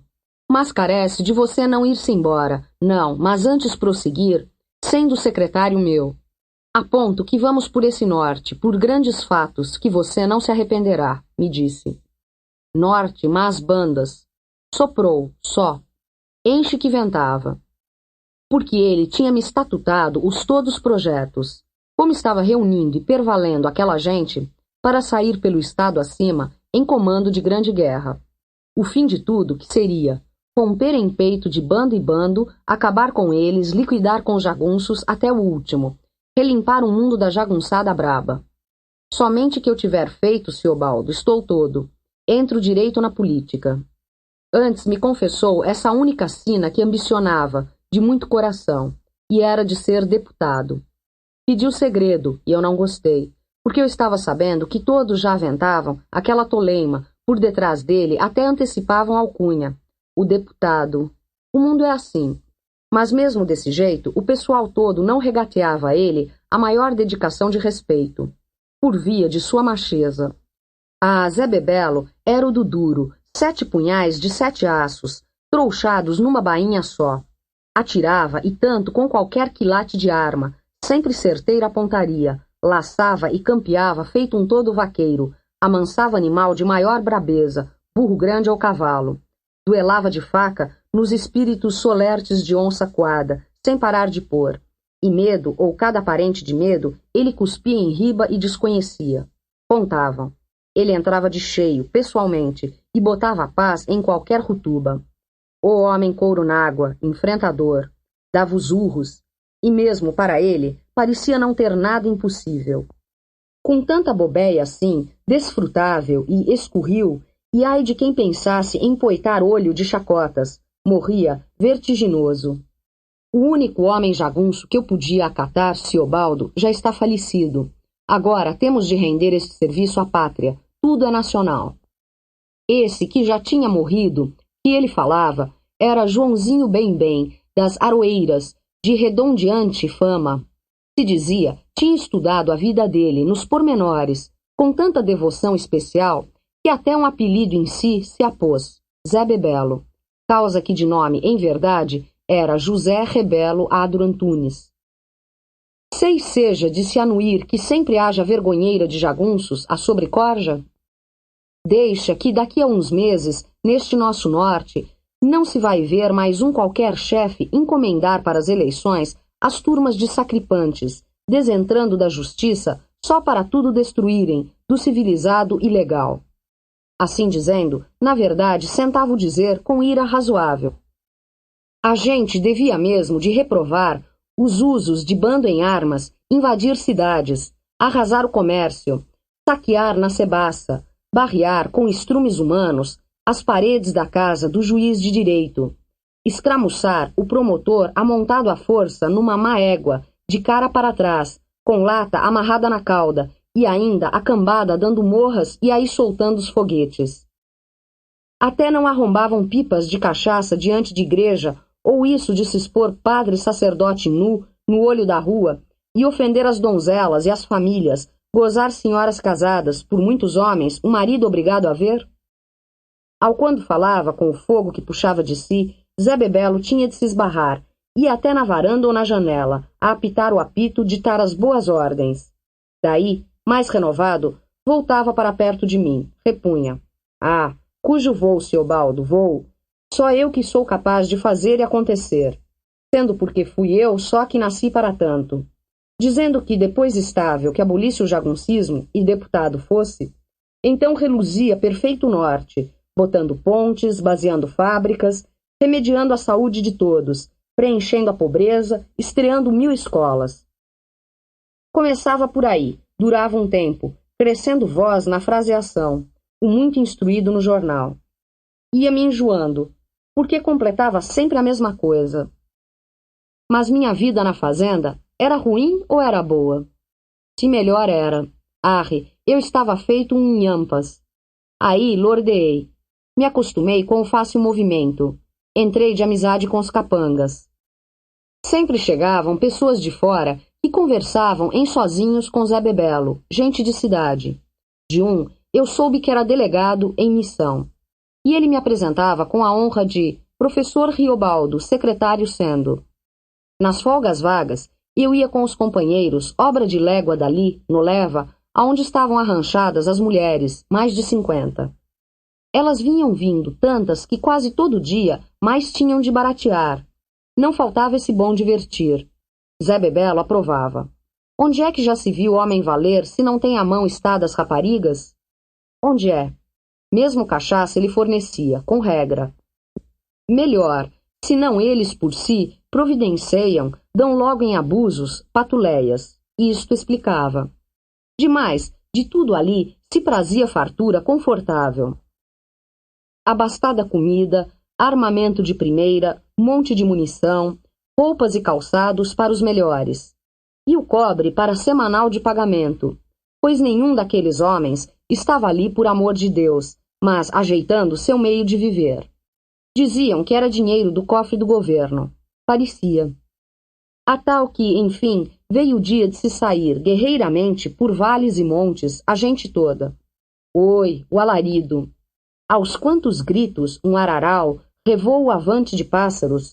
O senhor mesmo nunca viu coisa assim, só em romance descrito. De glória e avio de própria soldadesca, e cavalos que davam até medo de não se achar pasto que chegasse, e o pessoal perto por uns 1000. Acompanhado dos chefes de turma, que ele dava patente de serem seus sotenentes e oficiais de seu terço, Zé Bebelo, montado num formudo russo-pombo e com um chapéu distintíssimo na cabeça, repassava daqui para ali, eguando bem, vistoriava. Me chamou para junto. Eu tinha de ter à mão um caderno grosso, para por ordem dele assentar nomes, números e diversos, amanuense. Com eles eu estava vindo, então o senhor vê. Vinha para conhecer esse destino meu Deus. O que me animou foi ele predizer que, quando eu mais não quisesse, era só opor um aceno e ele dava baixa e alta de me ir-me embora. Digo que fui, digo que gostei. A passeata forte, pronta comida, bons repousos, companheiragem. O teor da gente se distraía bem. Eu avistava as novas estradas, diversidade de terras. Se amanhecia num lugar, se ia à noite noutro, tudo que podia ser ranço ou discórdia consigo restava para trás. Era o enfim. Era. Mais, há de dará é para diante, quando se formar combate. Uns proseavam. Zé Bebelo querendo. Sabia o que queria, homem de muita raposice. Já no sair da Inhanva, tinha composto seu povo em avulsos, cada grupo, cada rumo. Um pelo São Lamberto, da mão direita, outro pegou o Riacho Fundo e o córrego do Senhar, outro se separou da gente no Soaqui, indo o Ribeirão da Barra. Outro tomou sempre a mão esquerda, encostando o ombro no São Francisco. Mas nós, que vínhamos mais Zé Bebelo, mesmo em capitania, rompemos no meio, seguindo o traço do córrego Felicidade. Passamos perto de Vila Inconfidência. Viemos acampar no Arraial Pedra Branca, beira do Água Branca. E tudo correndo bem. De um batalhão para outro, se expedia gente com ordens e recados. Arrastávamos uma rede grande, peixe grande por pegar. E foi. Eu não vi essa célebre batalha. Eu tinha ficado na Pedra Branca. Não por medo, não. Mas Zé Bebelo me mandou. Tem paciência, você espera, para reunir os municipais do lugar e fazer discurso, logo que um estafeta vier relatar qual foi nossa primeira vitória. Se deu o que se disse. Só que, em vez de estafeta, a galope, veio Zé Bebelo mesmo. Eu tinha ficado com ruma de foguetes para soltar, e foi festa. Zé Bebelo mandou dispor uma tábua por cima de um canto de cerca. Conforme ele ali subiu e muito falou. Referiu. Para lá do rio Pacu, no município de Brasília, tinham volteado um bando de jagunços, e com o valentão Hermógenes à testa, e derrotado total. Mais de 10 mortos, mais de 10 cabras agarrados presos. Infelizmente só foi que aquele Hermógenes conseguira de fugir. Mas não podia ir a longe. Ao que Zé Bebelo elogiou a lei, deu viva ao governo, para perto futuro prometeu muita coisa republicana. Depois, encheria que eu falasse discurso também. Tive de. Você deve de citar mais, é em meu nome, o que por meu recato não versei, e falar muito nacional. Se soprou. Cumpri. O que um homem assim devia de ser deputado, eu disse e encalquei. Acabei, ele me abraçou. O povo eu acho que apreciava. Daí, quando se estava no depois do almoço, vieram cavaleiros nossos, tangendo o troço de presos. Senti pena daqueles pobres, cansados, azombados, quase todos sujos de sangue secos. Se via que não tinham esperança nenhuma decente. Iam de leva para a cadeia de Extrema e de lá para outras cadeias, de certo, até para a da capital. Zé Bebelo, olhando, me olhou, notou moleza. Tem dó não, são os danados de façanhosos. Ah, era, disso eu sabia, mas como ia não ter pena? O que demasia na gente é a força feia do sofrimento, própria, não é a qualidade do sofrente. Pensei que agora podíamos merecer maior descanso. Ah, sim? Montar e galopar. Tem mais. Tem. Zé Bebelo chamou. Tocamos. Conversando no caminho, eu perguntei, não sei. E Joca Ramiro? Zé Bebelo piscou de ombros. Parece que não queria falar naquele. Daí me deu um gosto, de menor maldade, de explicar como era fabuloso o estado de Joca Ramiro. Como tudo ele sabia e provia. E até que trazia um homem só para o ofício de ferrador, com a tendinha e as ferramentas, e o tudo mais versante aos animais. O que ouvindo, Zé Bebelo esbarrou. Ah, é uma ideia que vale, ora veja. Isso a gente tem de conceber também. É o bom exemplo para se aproveitar. Ele atinou. E eu, que já ia contar mais, do diverso, das peripécias que meu padrinho dizia que Joca Ramiro inventava no dar batalha, então eu como me consertei em mim e calei a boca. Mire e veja o senhor tudo o que na vida se estorva, razão de pressentimentos, porque eu estava achando que se contasse, perfazia ato de traição. Traição, mas por quê? Dei um tunco. A gente não sabe, a gente sabe. Calei a boca toda, desencurtamos os cavalos. No entre o condado e a lontra se foi a fogo. Aí, vi, aprendi. A metade dos nossos que se apeavam no avanço, entremeados, disfarçantes, suas armas em arte, escamoteados pelas árvores e de repente ligeiros se jazendo, para o rastejo, com as cabeças farejavam, toda a vida. Aqueles sabiam brigar, desde de nascença? Só avistei isso um instante, sendo que, seguindo Zé Bebelo, reviramos volta para o Gameleiras, onde houve o pior. O que era o bando do Ricardão, e quase próximo, que cercamos. Para acuar, só faltando cães, e demos inferno. Se travou. Tiro estronda muito no meio do cerrado. Se diz que é estampido, que é rimbombo.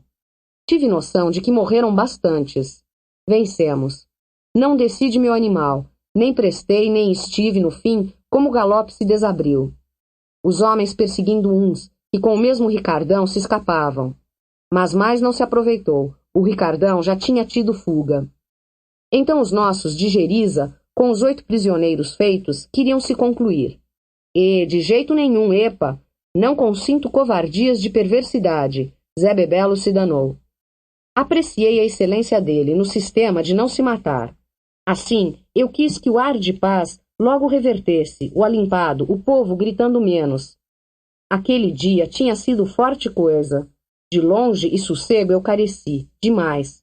Se teve pouco. Arranjado preciso, só se tomou prazo breve, porque recombinaram por diante os projetos e desarrancamos para a terra fofa, quase na demarca com o grão mogol. Mas lá não cheguei. Em certo ponto do caminho, eu resolvi melhor minha vida. Fugi.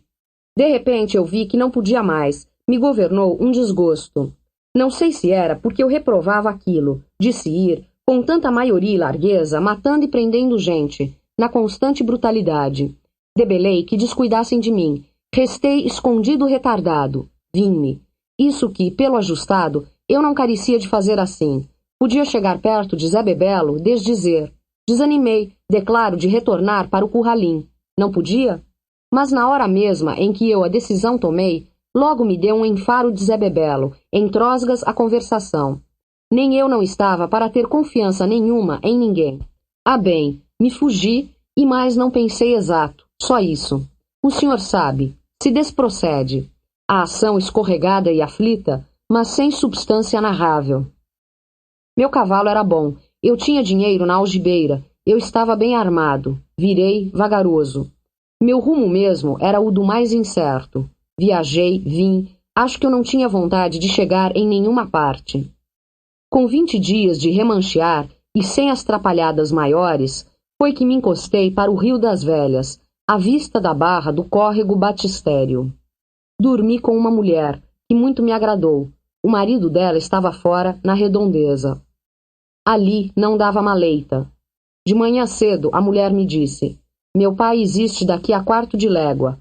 Vai, lá tu almoça e janta. De noite, se meu marido não tiver voltado, eu te chamo, dando avisos.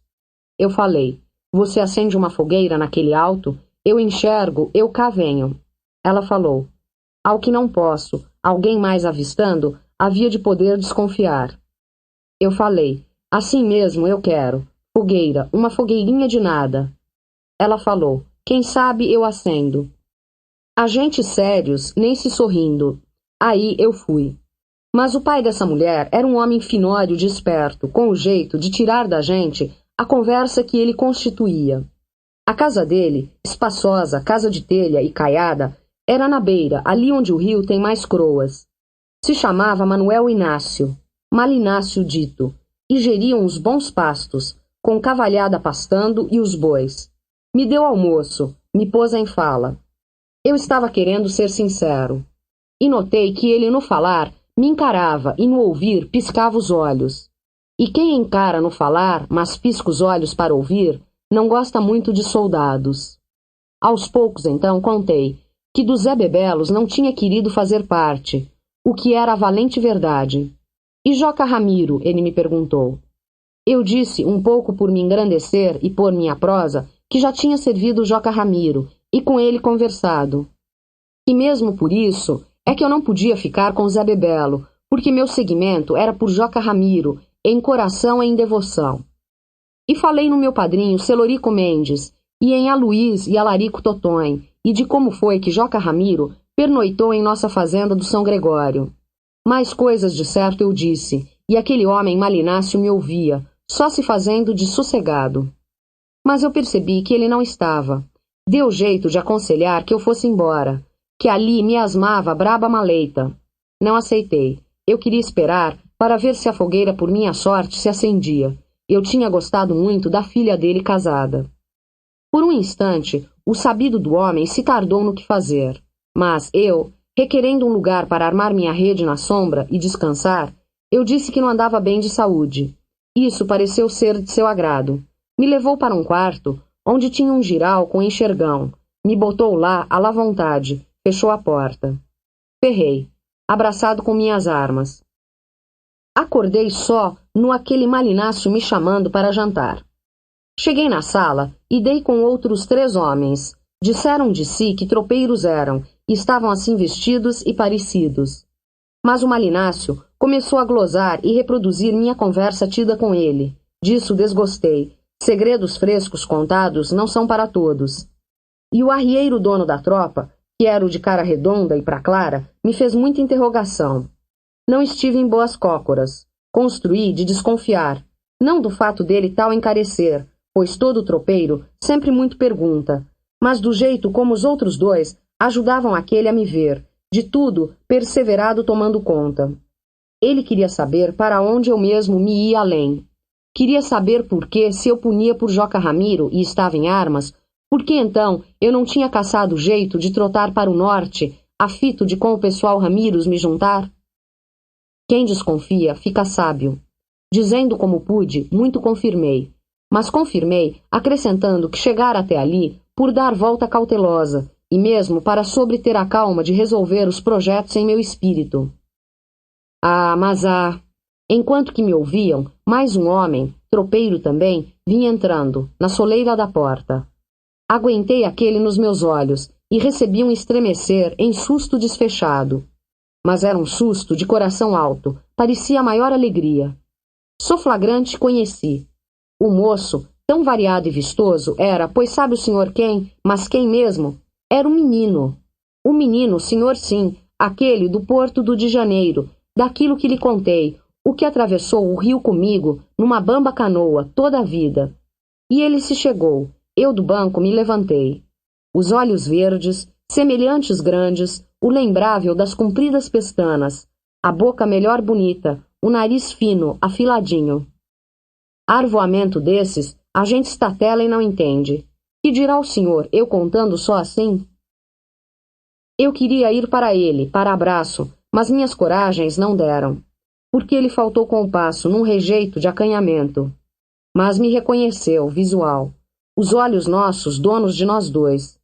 Sei que deve de ter sido um estabelecimento forte, porque as outras pessoas, o novo, notaram. Isso no estado de tudo percebi. O menino me deu a mão, e o que mão a mão diz é o curto. Às vezes pode ser o mais adivinhado e conteúdo, isto também. E ele como sorriu.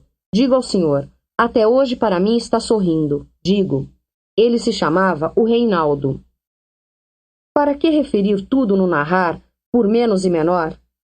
Aquele encontro nosso se deu sem o razoável comum, sobrefalseado, como do que só em jornal e livro é que se lê. Mesmo o que estou contando, depois é que eu pude reunir, relembrado e verdadeiramente entendido.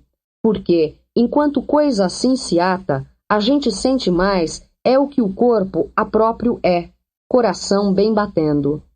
Do que o quê? O real roda e põe diante. Essas são as horas da gente. As outras, de todo o tempo, são as horas de todos, me explicou o compadre meu Quelemem. Que fosse como sendo trivial do viver, feito uma água, dentro dela se esteja, e que tudo ajunta e amortece, só rara vez se consegue subir com a cabeça fora dela, feito um milagre. Peixinho pediu. Por quê? Diz que direi ao senhor o que nem tanto é sabido. Sempre que se começa a ter amor a alguém, no ramerrão o amor pega e cresce é porque, de certo jeito, a gente quer que isso seja, e vai na ideia, querendo e ajudando. Mas quando é destino dado, maior que o miúdo, a gente ama inteiriço fatal, carecendo de querer, e é um só facear com as surpresas. Amor desse cresce primeiro, brota é depois. Muito falo, sei, caceteio, mas porém é preciso. Pois então, o senhor me responda, o amor assim pode vir do demo? Poderá? Pode vir de um que não existe? Mas o senhor calado convenha. Peço não ter resposta, que, senão, minha confusão aumenta. Sabe, uma vez, no tamanduatão, no barulho da guerra, eu vencendo, aí estremeci num relance claro de medo.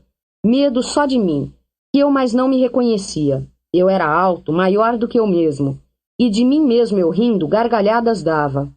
E eu de repente me perguntei, para não me responder, você é o rei dos homens? Falei e ri. Rinchei, feito um cavalão bravo. Desfechei. Ventava em todas as árvores, mas meus olhos viam só o alto tremer da poeira. E mais não digo. Chus. Nem o senhor, nem eu, ninguém não sabe. Conto. Reinaldo, ele se chamava. Era o menino do Porto, já expliquei. E desde que ele apareceu, moço e igual, no portal da porta, eu não podia mais, por meu próprio querer, ir me separar da companhia dele, por lei nenhuma. Podia? O que entendi em mim? Direito como se, no reencontrando aquela hora, aquele menino moço, eu tivesse acertado de encontrar, para todo sempre, as regências de uma alguma a minha família. Se sem peso e sem paz, sei, sim. Mas assim como sendo, o amor podia vir mandado do D? Desminto. Ah, e Otacília? Otacília, o senhor verá, quando eu lhe contar. Ela eu conheci em conjuntos suaves. Tudo dado e clareado, suspendendo, se diz. Quando os anjos e o voo em volta, quase, quase. A fazenda Santa Catarina, nos Buritis altos, cabeceira de vereda. Otacília, estilo dela, era toda exata, criatura de belezas. Depois lhe conto, tudo tem o tempo. Mas o mal de mim, doendo e vindo, é que eu tive de compesar, numa mão e noutra, amor com amor. Se pode? Vem horas, digo, se aquele amor veio de Deus, como veio então o outro? Todo tormento. Comigo, as coisas não têm hoje e anteontem, amanhã. É sempre. tormentos. Sei que tenho culpas em aberto. Mas quando foi que minha culpa começou? O senhor por ora mal me entende, se é que no fim me entenderá. Mas a vida não é entendível. Digo, afora esses dois, e aquela mocinha Nhorinhá, da Aroeirinha, filha de Ana dos Usa, eu nunca supri outro amor, nenhum.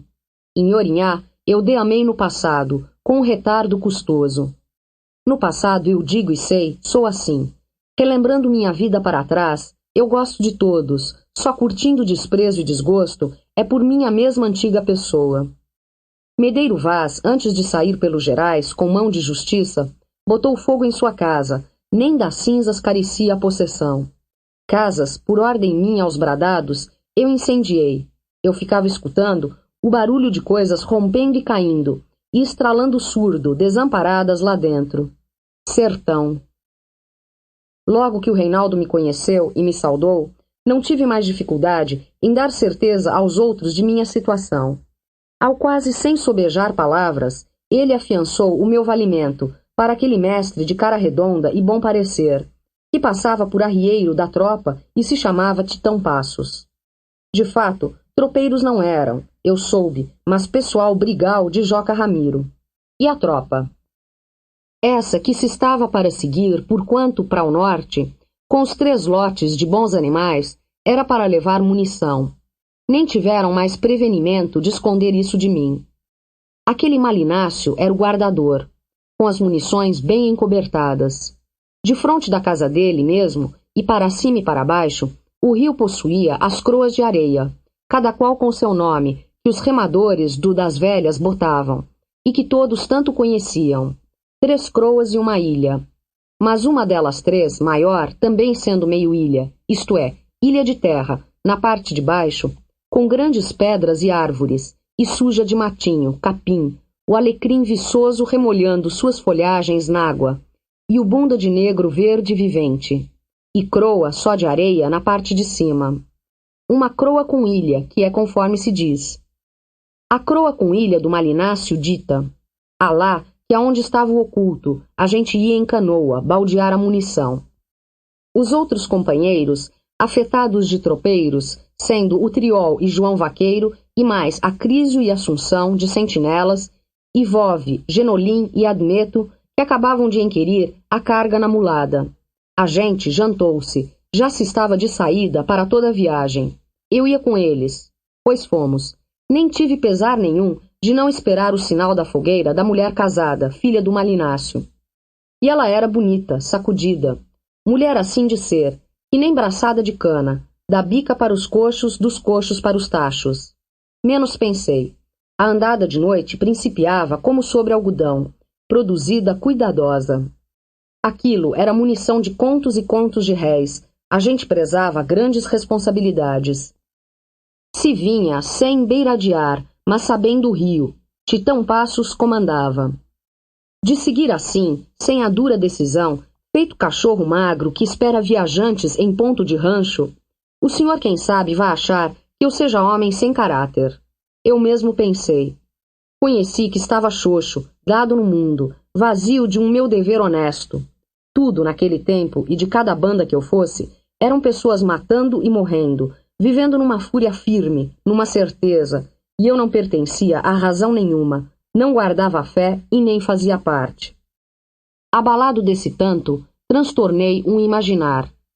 Só não quis arrependimento, porque aquilo sempre era começo, e descoroçoamento era modo de matéria que eu já tinha aprendido a protelar. Mas o Reinaldo vinha comigo, no mesmo lote, e não caçava minha companhia, não se chegou para perto de mim, nem vez, não dava sinal de prosseguir amizade. A gente descarecia de cuidar dos burros, um por um, enfileirados naquela paciência, na escuridão da noite, eles tudo enxergavam. Se eu não tivesse passado por um lugar, uma mulher, a combinação daquela mulher acender a fogueira, eu nunca mais, nesta vida, tinha topado com um menino? Era o que eu pensava. Veja o senhor, eu puxava essa ideia, e com ela, em vez de me alegre ficar por ter tido tanta sorte, eu sofri o meu. Sorte? O que Deus sabe, Deus sabe. Eu vi a neblina encher o vulto do rio, e se estralar da outra banda a barra da madrugada. Assás, as seriemas para trás cantaram.